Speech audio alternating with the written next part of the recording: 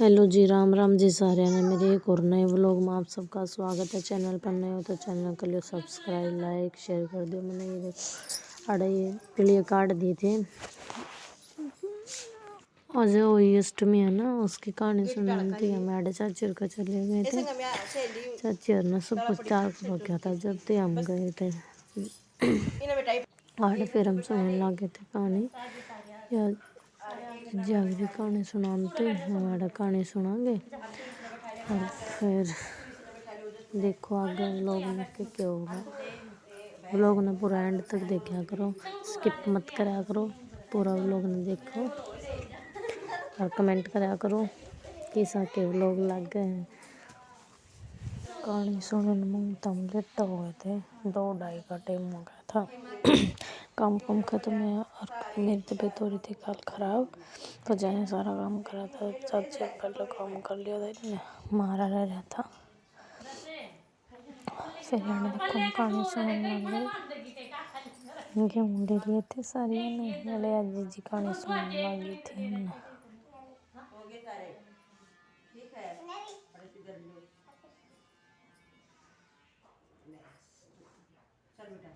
कोई माता की कहानी। एक साहूकार था जिसके 7 बेटे और 7 बीवी थी। दिवाली से पहले कार्तिक बड़ी अष्टमी को सातों बहनों अपनी इकलौती ननद के साथ जंगल में जाकर खदान में मिट्टी खोद रही थी। वहां पर साया की मात थी। मिट्टी खोदते समय ननद के हाथ से सायु का बच्चा मर गया। इससे साहू माता नाराज हो गई थी और बोली, मैं तेरी कोख बांधूंगी। तब ननद अपनी सातों भाभियों से बोली, तुम में से कोई अपनी कोख बंधवा लो। सभी भाभियों ने अपनी कोख बंधवाने से मना कर दिया, परंतु छोटी भाभी सोचने लगी अगर मैंने अपनी कोख नहीं बंधवाई तो सासू माँ नाराज हो जाएंगी। यह सोचकर ननद के बदले में छोटी भाभी ने अपनी कोख बंधवा ली। अब इसके बाद उसको जो बच्चा होता वह 7 दिन का होकर मर जाता था। एक दिन पंडित को बुलाकर पूछा, मेरी संतान 7वें दिन क्यों मर जाती है? तब पंडित ने कहा, तुम सुई गाय की सेवा करो। सुई गाय साई माता की भाईली है, वह तेरी को खुलवा देगी और तेरा बच्चा जिएगा। अब वह बहुत जल्दी उठकर चुपचाप सुई गाय के नीचे साफ सफाई कर आती। सुई गाय ने सोचा, यह रोज उठकर कौन मेरी सेवा कर रहा है, सो आज देखूंगी। गौ माता खूब सवेरे उठी और क्या देखती है, साहूकार के बेटे की बहू उसके नीचे साफ सफाई कर रही है। गौ माता बोली, क्या मांगती है? साहूकार की बहू बोली, साई माता तुम्हारी भाली है और उसने मेरी को बांध रखी है, सो मेरी को खुलवा दो। गौ माता ने कहा, अच्छा।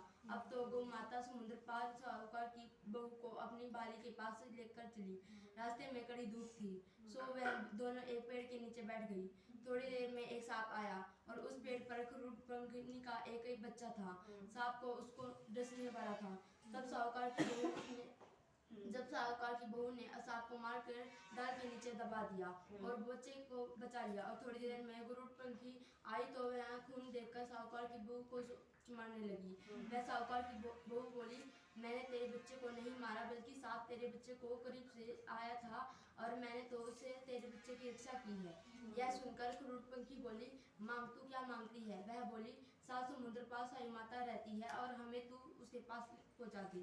तब गरुड़पंखी ने दोनों को अपनी पीठ पर बैठाकर साई माता के पास पहुंचा दिया। साई माता बोली कि हाँ बहन बहुत दिनों में आई है। फिर कहने लगी, बहन मेरे सिर में जुएं पड़ गई है। तब सुई के कहने पर साहूकार की बहू ने उसकी सारी जुएं निकाल दी। इस पर साई माता प्रसन्न होकर बोली, तूने मेरे सिर से जुई निकाल दी है और इसलिए तेरे 7 बेटे और 7 बहुएं होंगी। वह बोली, मेरे तो एक भी बेटा नहीं है, 7 बेटे कहाँ से होंगे? सही माता बोली, मैं वचन देती हूँ, वचन से फिरूंगी तो धोबी की कुंड पर कर गई हुई। तब साहूकार की बहू बोली, मेरी कोख तो तुम्हारे पास बंद पड़ी है। और यह सुन साहू माता बोली, तूने मुझे ठग लिया।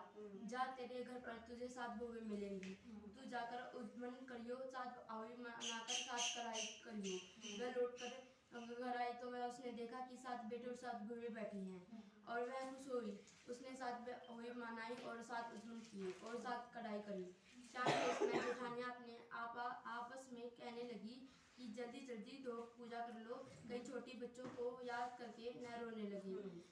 थोड़ी देर में उन्होंने अपने बच्चों से कहा, अपनी चाची के घर जाकर देखाओ कि आज वह आई तो रोए कुछ नहीं।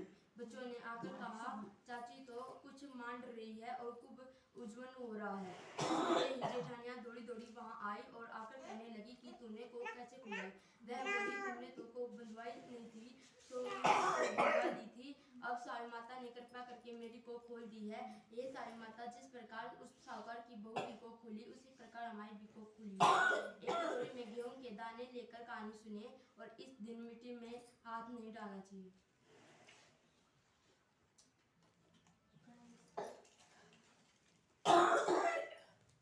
एक दिन गणेश जी महाराज चुटकी में चावल और चम्मच में दूध लेकर घूम रहे थे कि कोई मेरी खीर बना दो। सबने थोड़ा सा सामान देकर मना कर दिया, और एक बुढ़िया बोली, ला बेटा मैं तेरी खीर बना दूंगी, और वह कटोरी ले आई। तो गणेश जी बोले कि बुढ़िया माई कटोरी क्यों ले आई, टोप लेकर आ। अब बुढ़िया माई टोप ले आई और वह दूध से भर गया। गणेश जी महाराज बोले कि मैं बाहर जाकर आता हूँ, जब तक तू खीर बना कर रखना। बनाकर तैयार हो गई थी और बुढ़िया माई की बहू के मुंह में पानी आ गया था। वह दरवाजे के पीछे बैठकर खीर खाने लगी, तो खीर का छोटा जमीन पर गिर गया था, जिसे गणेश जी का भोग लग गया। थोड़ी देर बाद बुढ़िया गणेश जी को बुलाने गई, तो गणेश जी बोले, बुढ़िया माई मेरा तो भोग लग गया। जब तेरी बहू ने दरवाजे के पीछे बैठकर खीर खाई तो एक छींटा जमीन पर पड़ गया था, सो मेरा तो भोग लग गया। तो बुढ़िया बोली, बेटा अब इसका क्या करूं? गणेश जी बोले, सारी खीर अच्छे से खाकर पीकर सबको बांट देना, और बचे तो थाली में डालकर चीके पर रख देना। शाम को गणेश महाराज आए और बुढ़िया को बोले कि बुढ़िया माई खीर दो। बुढ़िया खीर लेने गई तो उस थाली में हीरे मोती हो गए, और गणेश जी महाराज ने जैसी धन दौलत बुढ़िया को दी, वैसी सबको देना। कहानी खत्म हो गई थी हमारी, कहानी सुन ली थी।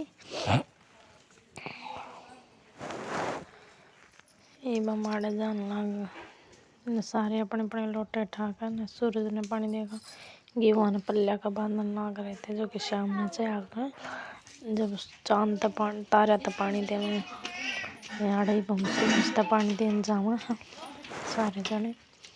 कुछ कैमरे में वीडियो बनाने लग रही है और हम पानी दें।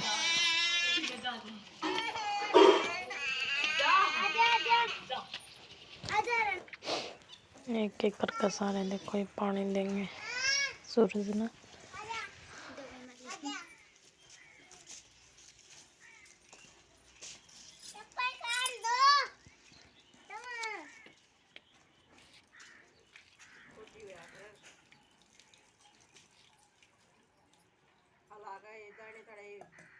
ए मुद्दे थोड़ा पानी ले ले जब लाग रे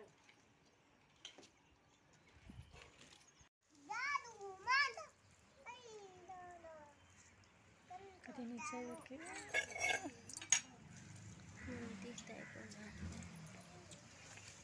ना दिखा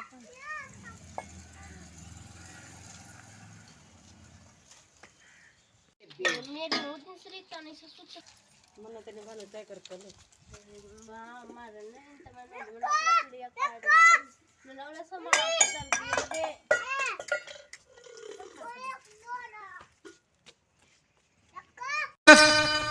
हमने मेरी सासू साथी भोली है सखी जाइयो नास पड़ोसन का।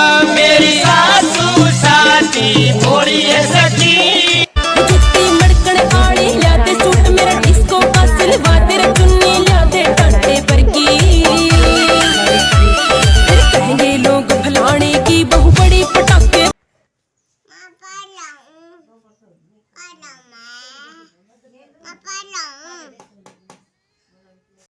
शाम का टाइम हो गया था, मैं आड़ा बनाऊँ तेरी सब्जी हलन दे दिया था। हरी सब्जी बनाने लग रही हूँ मैं। सब्जी बनाकर फिर मैंने चून बे दिया था, चून बे कर ना फिर रोटी पे दी।